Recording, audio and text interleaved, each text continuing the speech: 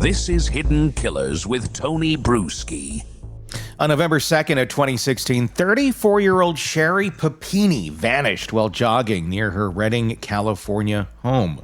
22 days later, she reappeared 150 miles away, emaciated, bruised, and branded. Yes, branded with a branding iron. It was actually used to be a wood cutting or wood burning tool, but it worked. Claiming that she'd been kidnapped and tortured by two masked Hispanic women who planned to sell her into sex trafficking. It was all an elaborate hoax, though. For 6 years, Papini maintained her story while law enforcement wasted countless resources searching for these fictional kidnappers. The truth? She had been voluntarily staying with her ex-boyfriend, whom she'd contacted, claiming her husband was abusing her. She purposefully lost weight, cut off her own hair, and created her own injuries, allegedly. Arrested in 2022, Papini was sentenced to 18 months in prison and ordered to pay over $300,000 in restitution.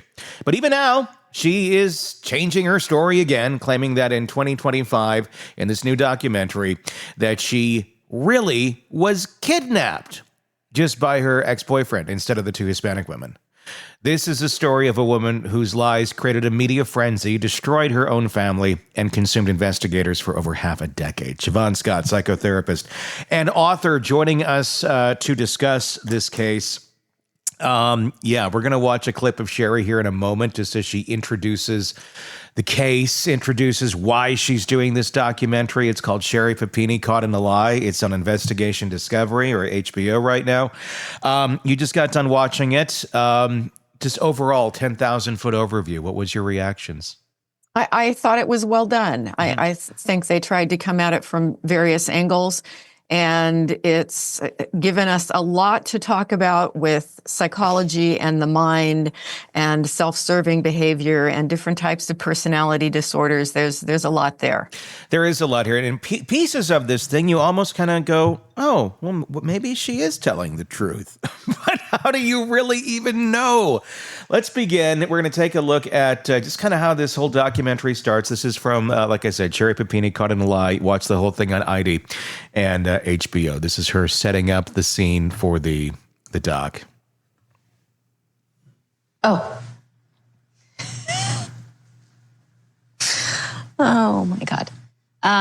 So the story that the world thinks they know is that I am a master manipulator who's fooled everyone. That's my magic wand. Sorry. I'm going to do ridiculous things because some of this is ridiculous.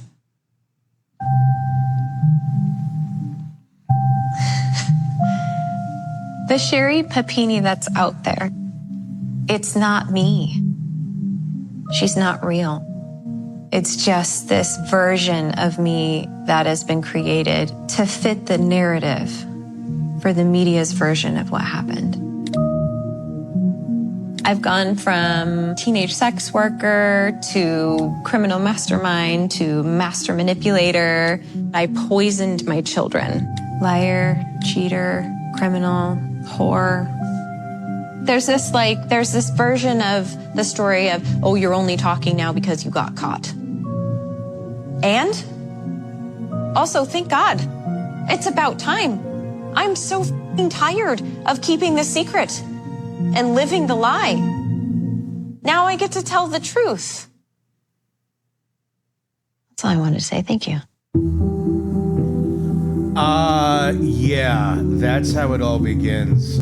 There's a lot to unpack there, just in her erratic personality, her statements that she's making, the media's version of the story, contrary to her telling a lie for 6 years. What'd you get there as you opened up the book on Sherri Papini and the stock? She's sure got a dramatic flair, doesn't she? Just a little. Yeah. She knows how to work a camera now, doesn't she? She does. And it reminded me of one of the documentaries recently with Karen Reed, where it's like, now it's like I'm taking control here. Mm-hmm. This is going to be my truth, my way. Yeah, it's what happens when you do a personality about someone with a likely cluster B personality disorder. It's like, this is what you get. And they all follow the same pattern. I've been saying that for a long time, and everyone who does it knows it. It's like, yes, they're following the same playbook. You will see elements of Karen Reed in this, in terms of just personality, framing the stories to fit a specific narrative. Let's play some more. We got a lot to go through here. This is just a short clip where she kind of sets it up, trying to basically bring people in with her because she lied about all of this, of being kidnapped, of being branded, of being abused, of all these horrible, horrible things, blaming these two Hispanic women that did not exist, and then lying to her husband for 6 years while she's with the kids, and that this all happened, and she's this victim of this horrible kidnapping, but tries to pull it all down into a nice little basket and say, well, have you ever lied? Like it's anywhere near the same. Let's take a look at this. Haven't you ever lied? Have you ever lied in your history of existence? And then has that lie been blown up and broadcasted around the world? It's so much more complex than just pointing the finger and saying, you're a liar. And I wish more than anything I could have been more truthful. It's one of my favorite things with folks like this, the narcissistic borderline types, where they like to add a little crackle to their voice with no tears and be very dramatic about anything that happens around them. Because maybe someone will believe. Because people do. People are dumb. Yeah, those big eyes. With big eyes, people are very susceptible to having pity for people that seem that they deserve pity. And there are plenty of people that do deserve pity, who've gone through a lot of stuff, and they deserve some attention and help. This is not one of them. What was your take on what is she doing there? What is she, is it from a psychological standpoint, what is she trying to set up? I think her narrative, again, that she is a victim, and hasn't everybody lied at some point? It's very manipulative, and you get that from the get-go here, and it continues throughout the entire show. Yeah, it very much does. Well, an interesting thing to me about this story is after she had come back home, she's with her husband again for about 6 years, and he thinks life is good, but he's catching her in lies and such. And eventually, it starts to go a little haywire, and he kicks her out. She ends up going and living with his sister. So what would have been her sister-in-law while she was married to him. I found that dynamic rather bizarre. Let's take a look at this and kind of understand what is going on here, why this happened. Because I think there's some interesting things here with the sister too. Like why are you taking this person in? I mean, this is your brother who supposedly had all these things happen. Anyway, let's watch and we can talk on the other side here. It's so painful to watch that, how humiliating it is, and it being made such a spectacle. Keith wasn't around. I was surprised at that and also sad. I was sad for both of them. I was sad that Keith felt that he didn't maybe want to be there, and the way that he was protecting himself was to just be separate and push her away. After I was released from jail, my stuff was put in trash bags. So basically, he said, I don't want to look at her. I don't want to talk to her. I'm not going to answer the phone. And then I don't know exactly how it got figured out. I just know that there was conversation about where she might live. I just volunteered to have her live with me. It's like she can be with me. I knew that it was possible that she could be lying, but it still was like really terrible things happened to her. I don't need to believe anyone to believe in them. This is a woman who needed help, and she needed love, and she needed an atmosphere where she could feel safe and where she could be protected and where she could be listened to. So it turned out that she moved in with me. Okay. Ooh, I feel like these are big ones. I feel like these are necessary big ones. Yeah, they're big ones. I loved it. I got to have an experience with someone who felt like a sibling in a way that I hadn't had before. I'm not close with my brother. I don't know Keith very well as an adult. We don't have a lot of connection. We haven't had a lot of connection, regardless of what has gone on with he and Sherri. Keith and I just haven't been close for a very long time. With Sherri, we just were able to share in ways that I didn't have before, and it was really exciting to have her around. She took me in. And during that time, I shared custody with the kids, and they were so happy.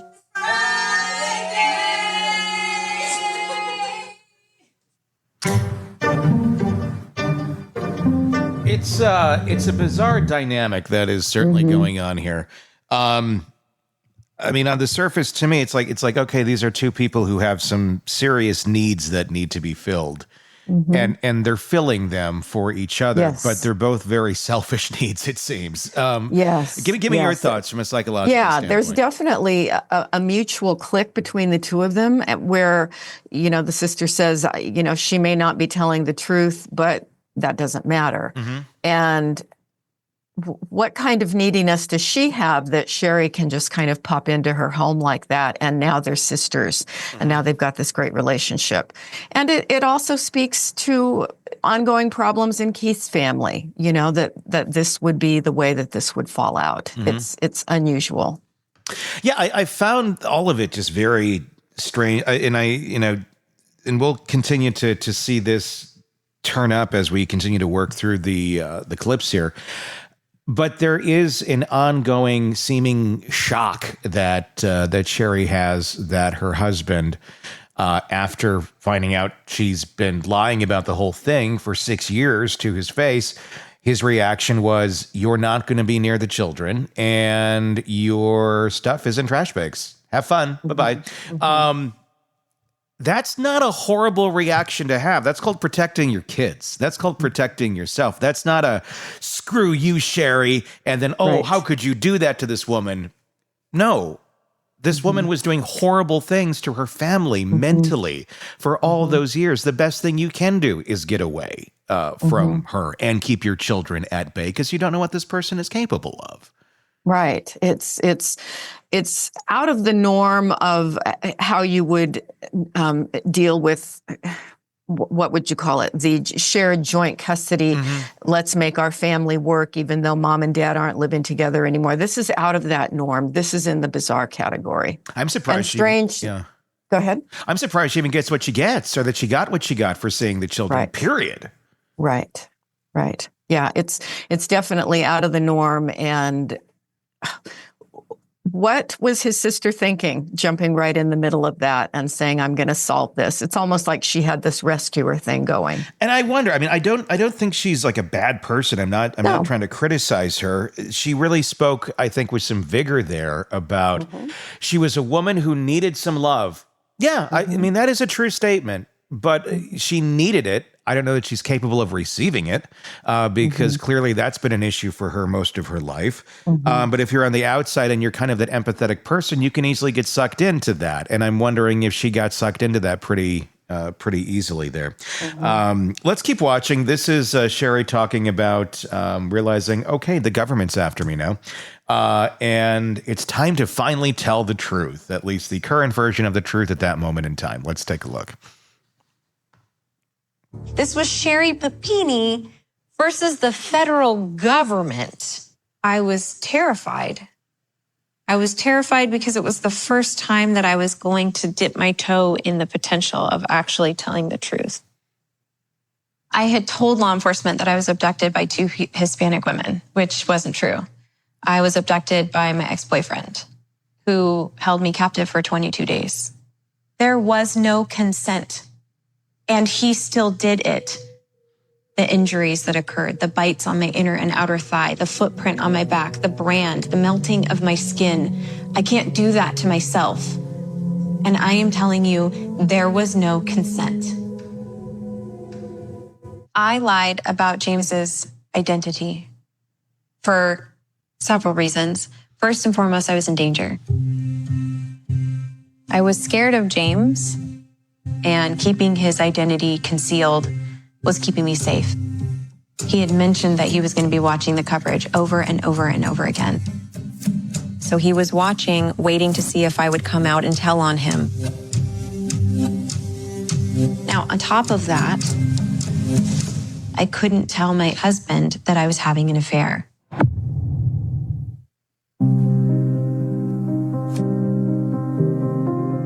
I know in pictures it looks beautiful and it looks perfect and it gives that image that we were an amazing couple, but we had problems, both of us. You know, both of us were really immature and we both participated in some pretty toxic behaviors. I never physically cheated on my husband. It was engaging in conversation with someone that turned into more emotional intimacy. And that's what I was getting from James. James and I had dated back in 2003, long before I married Keith. The later half of my teenage years, James and I met and we became friends. And he was just kind of quiet and silly. And from what he was telling me, he lived with his grandma because both of his parents were in and out of jail or prison, or his home life was not good. Yeah. So that's kind of the genesis of James and how they came to be together. What are you getting when you're watching her? When you're watching her deliver these messages and deliver her story on camera? She is a very good actress. I mean, and I'm not saying that none of this is true. I'm sure this is based in reality for her, but she's very genuine in how she presents herself. And when we see footage of her, when we know she was lying, she's very genuine when she does that. And she wants to craft a narrative now that changes everything from what she had said originally. And I have always thought it was odd that this James character was not looked at more closely and that no criminal charges were brought against him. That never did make sense to me. I do find it odd. I do believe they did investigate him a bit, though, but I don't think they found anything to be credible. So, I mean, it's quite a leap here that she's going out on television and saying, these are harsh accusations against James, that he did all of these things to her. I don't know what's going to happen of that, if it's going to get litigious and he's going to go after her, for making these claims. He'd have to, of course, prove that they're not true. And she would have to prove that they are true. And I don't know that either of them have the ability to do that. She has been seeing a psychologist for quite some time. He diagnosed her with something that's not even recognized in the DSM, self-defeating personality disorder. It's not in there. Yeah, I mean, there's a lot of things that are in there that I think she probably checks the boxes for. Obviously, we can't diagnose her here on this program. But obviously, if you're to look at traits, there's a lot of cluster B, narcissistic things going on, histrionic, borderline, all of that fun stuff. So what is self-defeating personality disorder? Why would someone say that when it's not even a true diagnosis? And I had to look it up because it goes back to 1987 when it was originally put in the appendix of the Diagnostic and Statistical Manual as something that they thought could be looked at further to see, is this really a thing? So it was a proposed personality disorder. It never made it into the book. It's certainly not in the book now. But it describes individuals who consistently engage in behavior that leads to failure, mistreatment, or disappointment, even when better options are available. So just in a very general kind of way, I think we can say a lot of people are self-defeating. Yeah. Is she self-defeating? Certainly, but she's a lot more than just that. And her psychologist in the show, I believe, said that he also saw and had been treating her for histrionic traits. Well, histrionic personality disorder is in the book. And I think we can all say that that's a lot closer of a fit, or more specific in her case. That's the attention seeking, the constant need to be the center of attention, may use drama, emotional displays, or provocative behavior to remain in the spotlight, exaggerated emotions, displays of emotions that may be very big, but they're not very deep. So their emotions tend to shift rapidly and lack depth. Now, this is a big one. Inappropriate seductiveness or flirtatiousness uses physical appearance or sexually suggestive behavior to gain attention, even in non-romantic settings. And I think when you look at her history, before the incident where she disappeared, whether you want to call it an abduction or the disappearance, she had been engaging in text affairs with apparently multiple men for ages, which is why Keith came up with this kind of weird postnuptial agreement that if she had a relationship with someone else, that she would immediately be cut out of the property in the marriage. Just a lot of strange things. But I think there's this constant flavor of attention seeking from men and using sexuality for that. That seems to be the core issue for her. What surprises me is when her husband at the time brought that up and said, look, I'm giving you a second, third, whatever number chance it was at that point.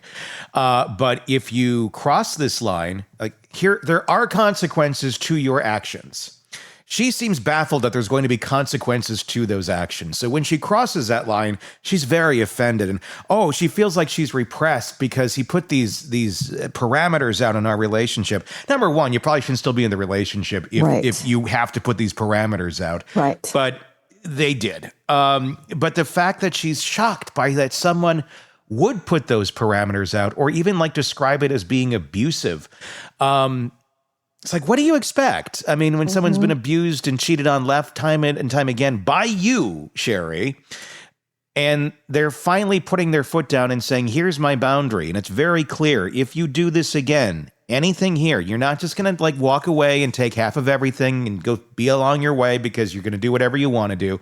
No, here are rules. If you violate them, this is what will happen. I mean, she could have gotten out of that relationship. They could have gotten a divorce then and said, okay, let's split things up fairly, but let's just do what normal, healthy couples do. Let's not cheat on each other. And if you do, you're not going to get anything. Yeah. I think it's fair. If I had been his therapist at that point, I would have said, you don't need to be in a relationship with a woman that you feel you have to do this sort of thing with, because that's not the foundation for a good relationship. No, if you're ever going to be in a relationship and you have to have that sort of a stipulation that you're bringing up in after you've already gotten married, it's like, this might be not good. A great Not help. good. Let's take a look at some of this. Her basically kind of trying to normalize the cheating and find some ways of kind of justifying it in her own mind. Let's take a look at how she attempts to do that. I want to have a partner that's engaged in the participation of something with me. And I was so desperate for that, and I didn't know how to find that in my marriage. I didn't know how to get that. Early on in my marriage, Keith caught me text messaging and talking to another person. He made me sign a postnuptial agreement that said if we got divorced, he got everything. That's the black and white terms of the postnuptial agreement. And Keith had said, if you cheat on me, if you step out in any way, if you do something that displeases me, I will get everything. I'll leave you with nothing and you will be worthless. His exact words were that I was going to end up living under a bridge. And then we had kids, and I was working for AT&T still, and our marriage was good enough. And then in 2016, I was laid off. and the dynamic of our marriage shifted. He had the job, so he was allowed to go and do whatever he wanted to do. I was the one that stayed home with the kids. And then it became, Keith is now in charge of my life, and he's in charge of my social circle. And then slowly but surely, my social circle kept dwindling. At that time, Keith had instated a new rule that I wasn't allowed to talk to him at night. Like I literally was a ghost. Or I would try to talk to him and he would turn the TV up. James and I had reconnected a few months before I left my job because there was a death in his family. And it was just talking through phone and text messages. Mostly text messages. My emotional affairs were just about having someone that I could relate to, that I could talk to. It was not sexual. James was someone that was actually listening to me and hearing me. And that's what I needed. I'm managing a situation where I'm secretly talking to James and I'm still in my marriage. Here's how we keep it a secret. By having a secondary phone that Keith is not going to check so that I could continue engaging with James. The FBI stance is that I was planning a secret hoax kidnapping, which couldn't be further from the truth. The truth is that I was concealing an affair from my husband. My husband, who is threatening to take everything from me if he found out that I was having any involvement. Yeah, there was a lot in there. She needed this thing in her relationship. She needed that love. She needed that attention. And I get it. People do need that in their relationship. But there was a laundry list of things that she put out there that she's claiming that Keith wasn't giving to her. And it seems to contradict a lot of reality of what he's said in previous interviews. He doesn't have the pattern of lying about everything to preserve himself. She does. So there's a little thing called projection that feels like that might have been going on in that clip there, where she's referring to a lot of things, her thoughts, feelings, behaviors, and maybe saying that he was doing those things when I'm going to guess it was probably a bit more her. I don't know. What are your thoughts on all that? Well, the first thing that jumped out at me, this whole problem with her having, affairs over text with other men, and this postnuptial agreement happened before they had kids. Mm-hmm. Before. It's pretty easy to undo a marriage before you have kids. And they still chose to come up with this rather unusual situation where she was basically in the marriage because she was threatened she would lose her economic status if she got out of it. But she doesn't take responsibility for anything. No. It's Keith is doing all this to her somehow. And I think if I were working with her in therapy, I would certainly come back to the place of agency. Yeah. That she has had a lot of power over her choices here, rather than always giving that power away to someone else who's controlling her, manipulating her, doing things to her. But is that even reality? Are other people sitting there manipulating her, controlling her, and doing things to her? Or is it her doing that to other people? Because the track record sure seems to be the latter. Mm-hmm. Yeah. And that's the weird part about all of this. I want to jump over to another piece here.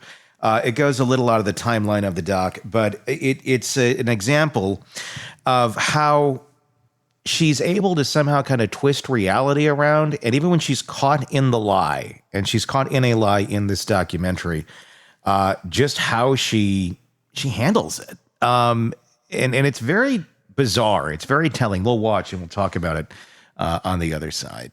3 prisons. I've been through 3 prisons. I'm not in any prison anymore. I'm ready to tell the truth about James, and I'm ready to tell the truth about Keith. Because I'm free. Are you, though? I had been carrying on this emotional affair with James via text, and he was starting to get deeper feelings for me, and that wasn't the purpose for me. And then it got to that point where it's like, I'm ready to really just end things with him. And James started threatening me. I'm just going to come up there. I know exactly where Keith works. I know where you live. I'm going to blow shit up. So what the hell do I do? And that's when the plan came for him to come up to Reading to see me. So it was supposed to be the goodbye. We had communicated that morning, and James had been so pushy that morning. And then I was at that point where I just had said, I'm going to go for a run. And I will let you know when we're going to meet up and where we're going. So I had started my run. And when I had gotten to the end where the pavement ends, where the dirt road is, I saw a vehicle pull up and then back up. That's when I realized that it was James. And my cell phone fell. And when I reached down to get my phone, that is the last thing that I remember. But there's this. After your release, you told Keith you pulled your hair out and placed your phone and earbuds on the ground on purpose to leave a clue that you'd been abducted. So the documentarian there, because it's hard to hear, is saying you had previously stated that you had pulled your hair out and put it with the phone on purpose to make it look like there was some sort of violent attack. That's essentially what they're saying, because she just told a totally different story right there. So she's getting caught in that lie right now. Here's how she reacts. You said, I knew you'd find my phone. I knew you'd find my phone in my hair. I knew you'd find it. I knew you would. That's why I pulled it out. I knew you'd know. I knew you'd know. So which one is it? Did you drop your phone by accident? Or did you place it there on purpose to leave a clue for Keith? Oh, during captivity, James said they found my phone. So I knew. I knew he had found the phone.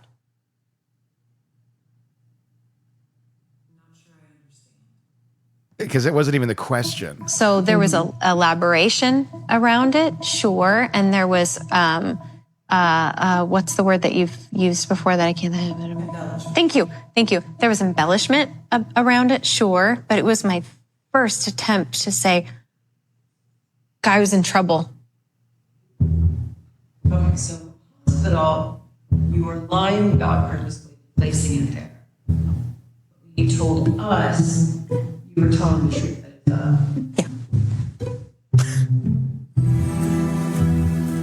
I have no memory of getting in the back of this vehicle. I have no memory of what was said or what was exchanged or how he managed to knock me out or get me in the back.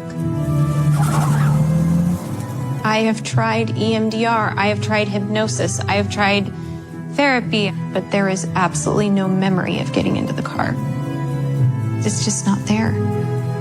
So she skirts around the whole damn question of why was you, because she said, I ripped out some of my hair, put it on the phone to make it look like there was a struggle, essentially. And they keep calling her out on it. Yes, they found my phone. Okay, that's not what we're talking about. We're talking about why did you do this? And then it doesn't even like register. It's like she just goes on to something else. She just keeps talking and veers and maneuvers, and you see how easy it is for her to come up with a different narrative, a different story, and just be oblivious to the fact that she's contradicting herself. She immediately doesn't sit with it. Mm-hmm. I mean, how does that come about? I mean, how does that come about? Is that like a learned behavior where so much of your life you get people that are just saying yes to you? I mean, she's an attractive woman. I can imagine there's a lot of guys who she could say the craziest shit to, and so they'd be like, okay, yeah, sure, whatever. Okay, yeah. And eventually it's just, well, that's how it works. I can say anything I want and anybody will just smile and be okay with me because I'm pretty. I don't know. I mean, is it from that sort of a life, or is it, I mean, what's going on there? Whatever her personality traits that we're seeing at this point that have gotten her in so much trouble, this has been her style, probably from the time she was a little girl. Tell a lie, bat your eyes, and people will just you lets you maneuver that way. And she's really good at it. It just comes naturally to her. So when would we ever believe anything she says? Yeah. When would a person believe it? It's something that, if there was, the truth serum that you could give someone, I mean, it would be shocking what the real story of this woman's life really is. Because Get her really drunk and see what she says. I doubt even then. Probably not. You would just get version A, B, C, D, E, F, G. You just get one of the stories. Spin the wheel. What do we land on right now? Yeah. I found it fascinating. Where she goes after she's having this emotional affair with her ex-boyfriend. I mean, she doesn't seem to think that she's operating 1000% on her emotions. She doesn't seem to have any regard for anybody else's emotions. Saying that the deeper feelings, that's not what was the purpose of it for me when he started having deeper feelings. This is all according to her. And this was supposed to be the goodbye. Now, in no way, shape, or form am I saying, okay, if a girl leads you on, it's okay to go kidnap her. No, not at all. That's no way near of what I'm saying. What I'm saying is, if she doesn't seem to realize that if you're having these communications, and there's other parts of this doc where it turns out she told him to come up, they were going to go get together. There's text messages where she's saying that she wants to go live with him. So it's not just, hey, come up, let's talk for a few minutes and then be on our way. She's setting up a whole other story and a whole other life plan for somebody who's coming to get her. And then if she's being honest here and she doesn't want to go, then she says she was kidnapped. This guy doesn't have any sort of history of kidnapping people. There's no pattern of behavior here. I find it very hard to believe that just one day, this girl that he supposedly cares about and wants to protect would suddenly show up and just take her away and chain her up in a closet the way that she's explaining it. But again, it shows a deeper disconnect from anyone other than Sherri. Mm-hmm. That's been just kind of the ongoing theme in this. The way that she frames things in her mind, that's one weird way. Here's another weird way she frames the fact that she's not allowed to have contact with her children physically anymore after doing all of this. My children were not taken away from me. They were stolen by my ex-husband.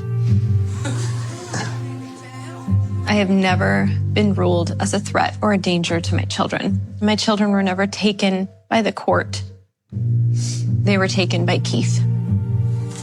Before I went to prison, Keith filed an order to get 100% physical and legal custody, and it was granted because I was going into prison. Yeah, tell me more about that.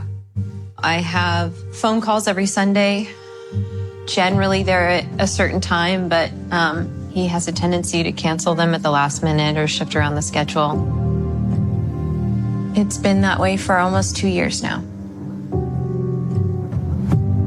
I'm going to go out on a limb and say she's projecting about canceling last minute or shifting around the schedule. That she's the one doing it. I'm gonna go out on a limb and guess that there. He was being responsible. He was taking custody of the children because she clearly has demonstrated she's not mentally fit to be a full-time parent or even part-time parent to these kids. When I had to go through a similar thing several years ago, I didn't have a Sherri Papini in my life, but I had something kind of like it, where it got to be really like, okay, you're not well enough to be around the kids. Every single person had told me, you have to look out for what's best for the kids. Do not let emotions get involved of, well, maybe it would be best if there was more interactions there and all of that. I had to do what was best for them. I did allow contact for a while. And eventually, through all of the not showing up, canceling last minute, that wasn't me. That was the other side.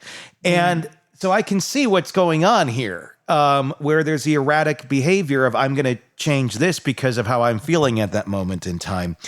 He did what was right, and she's trying to frame it as if this is something horrible. She is the one who ran away from her family and still somehow thinks she's going to be entitled to have the same rights that she had previously. Is she just clueless in all this because it's just not going to go her way? Does she legitimately believe that she should have these things? Or is it just I'm going to stomp my feet and make myself look more like a victim publicly versus I actually want to have my children in my life? I'm sure she misses her children. I think, she has tremendous personality problems. There's so much wrong with her. But undoubtedly, she did care about those kids. I mean, I don't doubt that. But this is where you can see how her personality problems impact her ability to be present for the kids. That 22-day disappearance. The lying that got her incarcerated. If you're a stable person, you love your kids, you don't do any of those things that are going to jeopardize your relationship with your children. So again, I don't hear her taking responsibility for it. It's all evil Keith is the one who took them away. Not that, I proved that I was not competent to be a parent.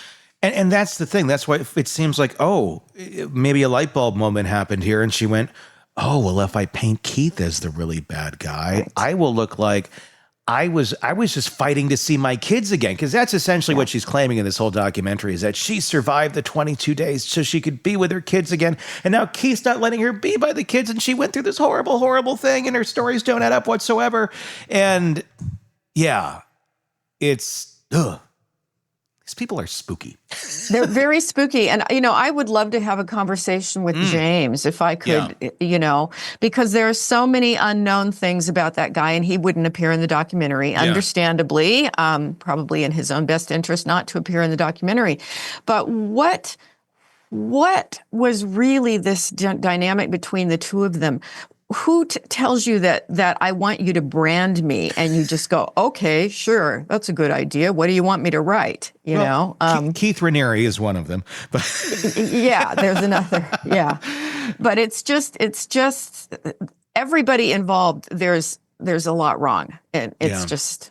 Yeah, I mean, that is a whole other thing, too. I mean, I'm not saying that this James guy is a saint. I think there's something seriously wrong with him. Something wrong with James. If you're that driven to appease this partner of yours at this point in time by literally branding Exodus something on her back. Something Exodus, which nobody can explain. No, it doesn't make any sense at all. And then, I mean, in the other doc, I believe James did speak in the other doc, The Perfect Wife. And there was claims in there where he had like a hockey pole, I believe, or a hockey stick. And he claimed that she asked him to just hold it out so she could run into it before she got out, before she came back. So it looked like she had been bruised and beat up. And he claimed he never did anything to her. But who does that? Who's like, Sherri, just keep running into the hockky stick for whatever. Let me brand you. No, that doesn't add. His bit in it is dirty. It doesn't add up. It's there's no normal justification for his role in this. So as I say, I've always felt like, he needs to have some accountability for whatever the heck went on here too. Yeah, I would agree. I would agree. So I don't know that he physically took his hand or took anything to physically abuse her. I do kind of buy that this may be how it happened, that she wanted to look abused and he was supposed to help her. But you don't help that. You don't say, yes, let me help you. Absolutely not. No, it's a very weird way of looking at all of this. Yeah. Let's take another look here. Because the weird part about this is she claims that she was abused for these 22 days, held captive in this room. But then she goes on to protect this guy for 6 years, like he's a mob boss or something. And he's just this dude living down this other area with his grandma. I mean, why? Let's take a look at this. Is how Sherri explains it in the doc. I remember towards the end, there was this dinner that James had let me off the chain and we had dinner. And I said, my husband's going to find me. He's never going to stop looking for you. The media was blowing up everywhere. He knew, and I had continued to tell him, this needs to end. You need to let me go. And he was like, well, there's too much has happened. So it all came down to me. It all came down to my cover-up, and that's what I agreed to. I agreed to with James to make up that someone else did it, that I wasn't going to come after him, that I was going to make up these two people that were the actual captors. It wasn't the right choice. And I know that, and I I wish I just would have made a sketch of James. I wish I would have told them from the day I was in the hospital that it was James. And it wasn't right. I'm not justifying what I did. I did the best that I could do in that situation, and it felt awful. It still feels awful. I wasn't thinking about my neighbor that was searching for me. I wasn't thinking about the churches that were lighting candlelight vigils. I was thinking about myself. And I'm so sorry that I wasn't able to be more truthful and have more courage to not lie. But there was no master plan. There was no hoax kidnapping. There was a cover-up of what happened. And I participated in the cover-up.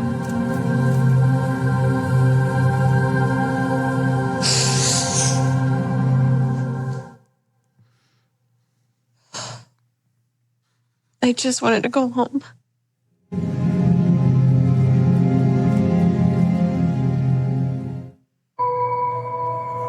So there's that. I wasn't able to be more truthful. I question that. No, you were. You can't just say that and then we brush it off to the side of you weren't able to. You were. You were very able to. And you participated in the cover-up. That was another interesting note. And I participated in the cover-up. Yeah. And you see how little agency she perceives herself as having, that these things just happen to her and she has to lie. It's like she doesn't see that, no, she has a pattern of choosing to lie. So that's, I think, the big line that I would take with her is that you have choices every time you open your mouth. There is a choice you are making. You've always had choices. And what is going on that lead you in your own thinking to justify making these bad choices over and over and over again, rather than always looking at somebody else did this and that, and then I had no choice. I mean, does she truly feel like she has no choice there, or is this just the excuse that she goes with? I mean, I think she knows she has agency. I mean, she knew she was able to get out of this house and go and run away for 20-some days. She tells herself she doesn't have agency. And I think on some level, she believes she doesn't, even though she clearly does. She's not just telling other people she doesn't have agency. I mean, because I can see where she knows she does, but she's going to say she doesn't to other people to make it look like, oh, you really are this victim. Do you think she really believes that she doesn't? I think in her little girl way of being, because a lot of this is so childish. Yeah. These choices are ridiculous and she's going to get caught. There's not going to be a good outcome. So she's thinking like a little kid. And in her immature way of thinking, she doesn't see at that moment that she has a choice, even though she does. And then that's the story that she continues to spew. So this is a mind that has never grown up. She's still not thinking like an adult. It's very stunted. We did learn that there was some sort of sexual abuse in her childhood, not perpetrated by her parents. Her parents are in the doc. They don't say who did it. And obviously that can cause a lot of trauma and can stunt you quite a bit too, depending if you don't get treatment for it. And it sounds like that there really wasn't a whole lot. The way that the parents worded it is we didn't really know what to do back then at that point in time. One can argue that, but it was a different place and time. It certainly is not the world that we live in today, where that's much more understood and there's a lot more options available. One of the big lies that she told was that she made this sketch with the police artist, and it's of a Hispanic woman because James's mother is Hispanic. This is what she tells investigators. And this is her reasoning for making the woman, one of the women on the sketch, Hispanic, or they both were, because that would maybe be a breadcrumb. And then they'd go and find that woman who's the mom of James, who looks kind of like the woman in the sketch, who really wouldn't be looked at for anything criminally, but somehow they're going to connect those dots. Well, here was a lie that she got caught in the documentary about that very sketch. What is most valuable to you? Is it not lying to a federal agent? Or is it laying next to your children? I had impossible odds and impossible choices. And it's incredibly easy for someone even you sitting on that side of the camera of saying, well, but you lied, without having been in the situation that I was, in the marriage that I was, or in the danger that I was. Well, and how truthful are you? I mean, I really challenge anybody watching this film. How truthful are you? How truthful are you? Have you ever lied? I've watched you do it. I've watched everybody on this crew do it. You know? Fair. So I know you told us that you described one of the Hispanic women to look like James's mother. Well, we hired a private investigator to look into James, and the first thing we learned is that James's mother isn't actually Hispanic.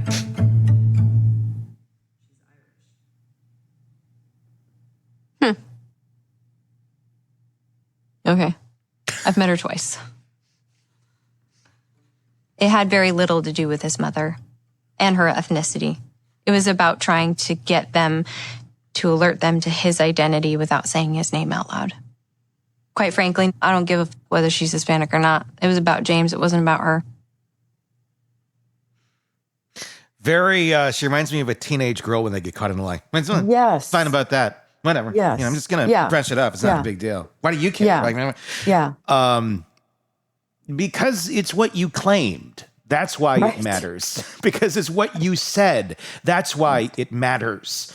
Yeah. I mean, and again, there was a lot of like, well, do you ever lie? I mean, very much pulling everybody in. Let me pull you all down to my level, and then I'll feel better about myself. But more focusing on the lying about the mom and the reaction that you got there. What were we watching? What was happening there?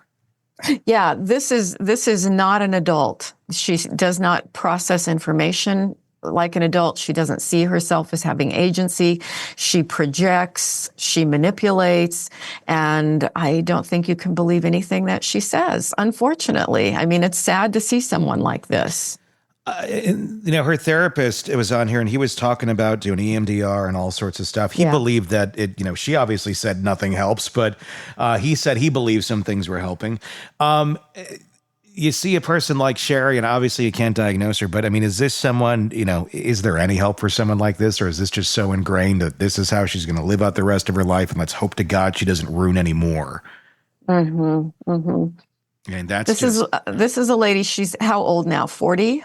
40-some? I think 42, I believe. 42, I believe. Yeah. Somewhere around there.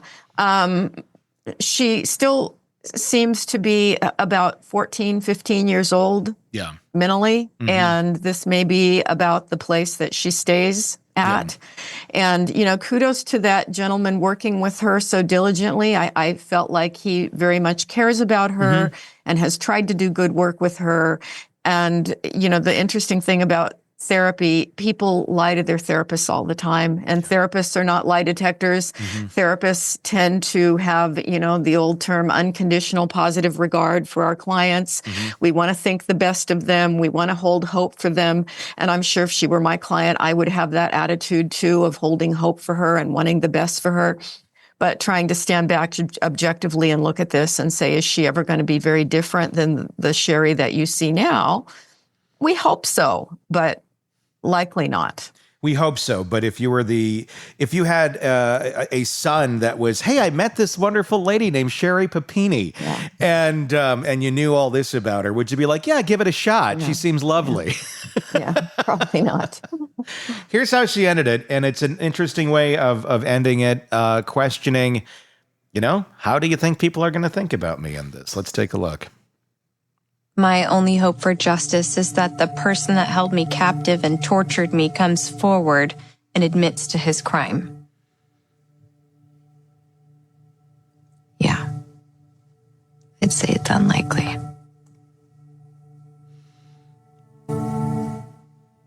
I mean, I've been through it all already. I was at rock bottom. We're bedrock.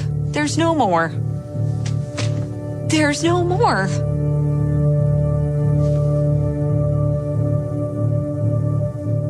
What the f am I going to do? I mean, really. Sorry.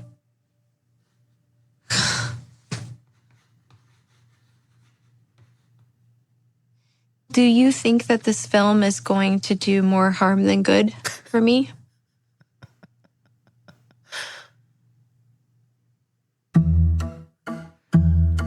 Yeah, there you go. That's Sherri Papini. Do you think this film is going to do more harm than good for me? Your reactions to that? I thought it was a beautiful place to cut. Yeah.